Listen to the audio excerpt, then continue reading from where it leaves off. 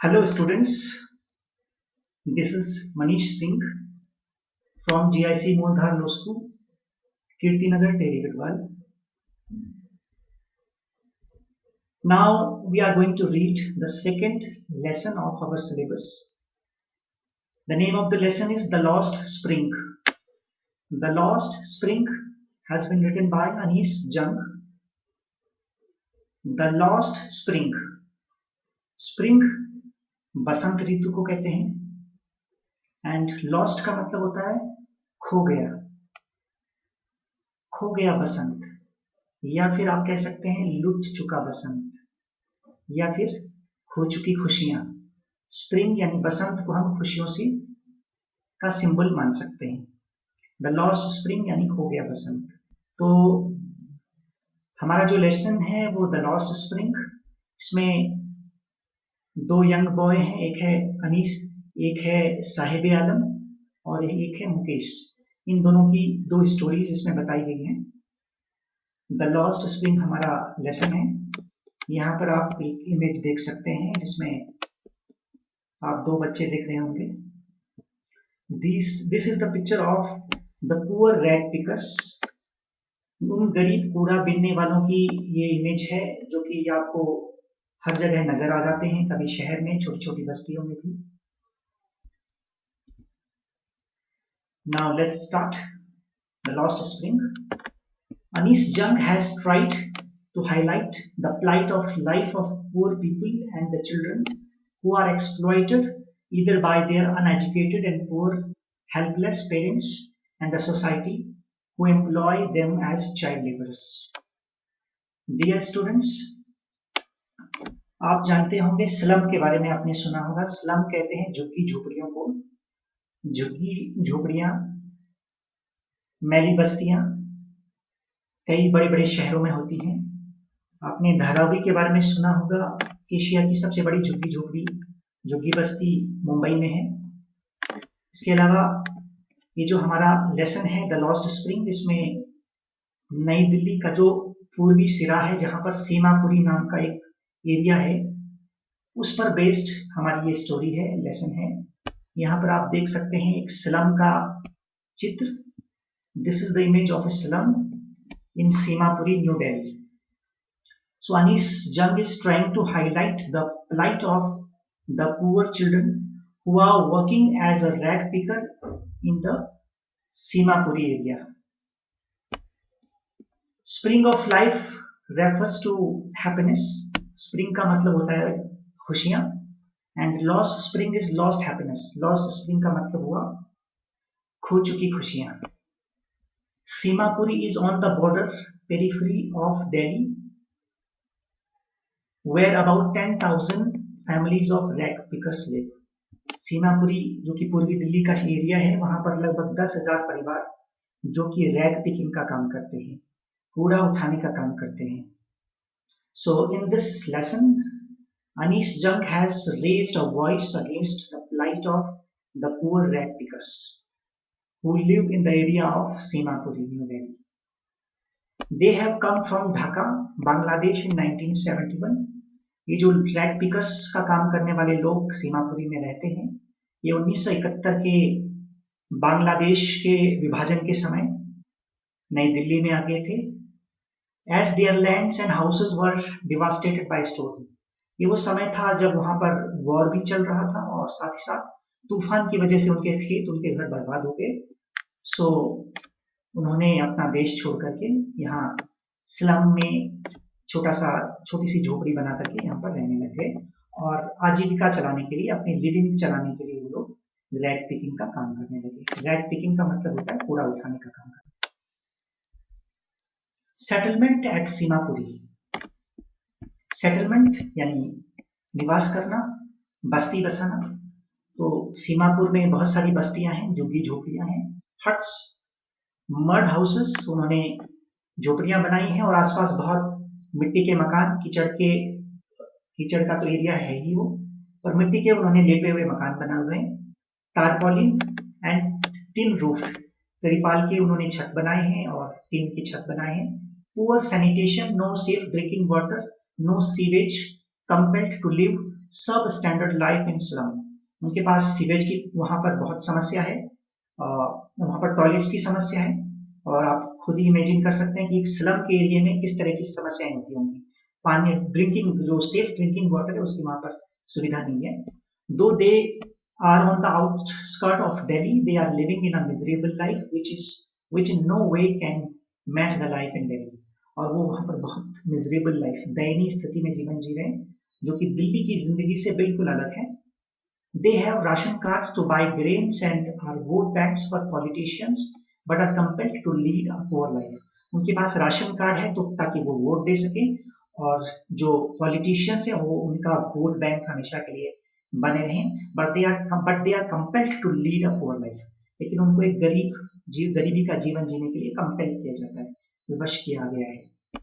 Both children and elders are rag pickers. बड़े लोग भी और छोटे बच्चे भी रैग पिकिंग का काम करते हैं। Garbage hold different meanings. Garbage यानी कूड़ा, कूड़ा उनके लिए अलग अलग मायने रखता है, अलग अलग प्रकार का महत्व रखता है। For elders it is means of livelihood. कूड़ा बड़े लोगों के लिए आजीविका चलाने का एक माध्यम है। But for children it is gold mine. लेकिन कूड़े का ढेर छोटे छोटे बच्चों के लिए एक गोल्ड माइन जैसा है, एक सोने की खान जैसा है। कैसे? They get surprises, coins and currency notes.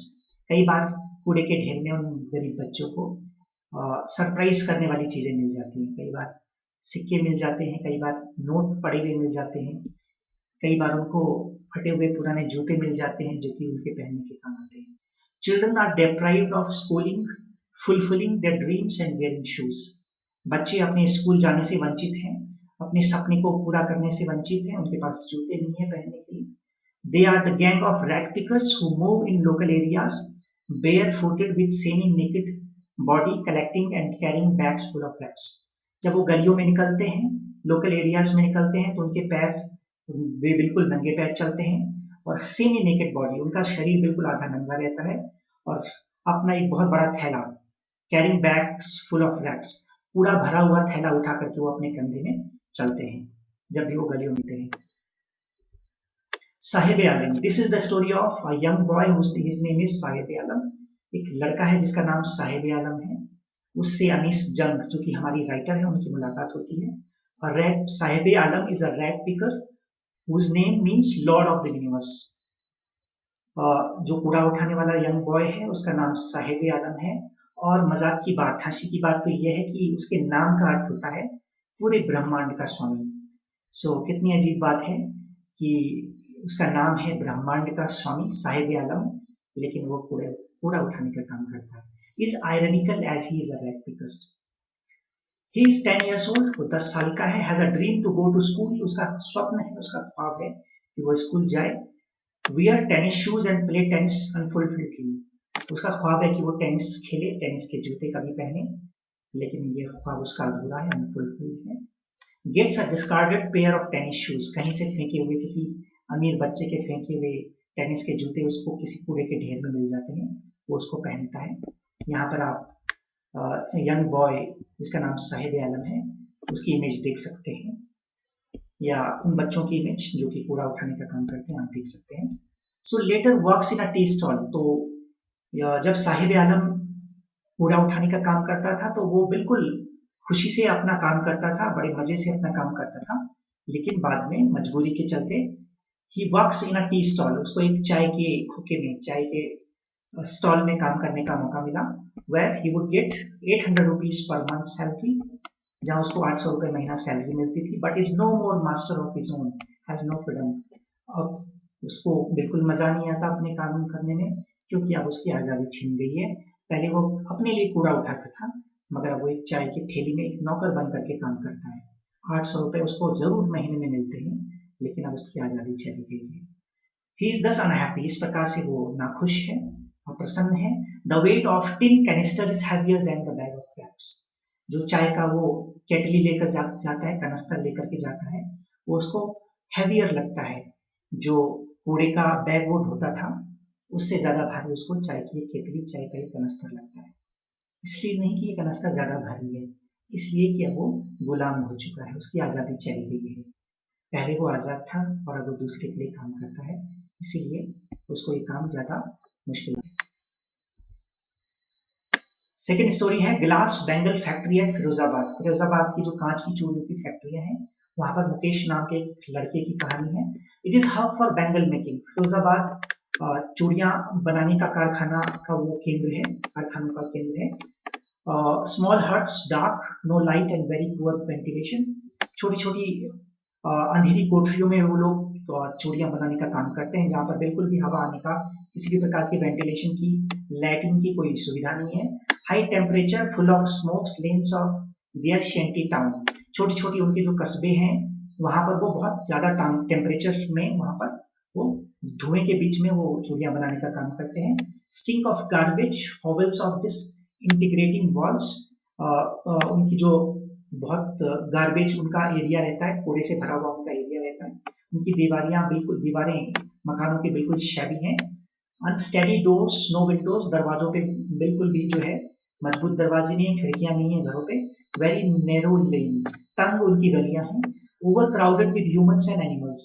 उनकी जो गलियां हैं वो बहुत ज्यादा भीड़ भाड़, चाहे मनुष्यों की भीड़ हो या एनिमल्स की भीड़ हो।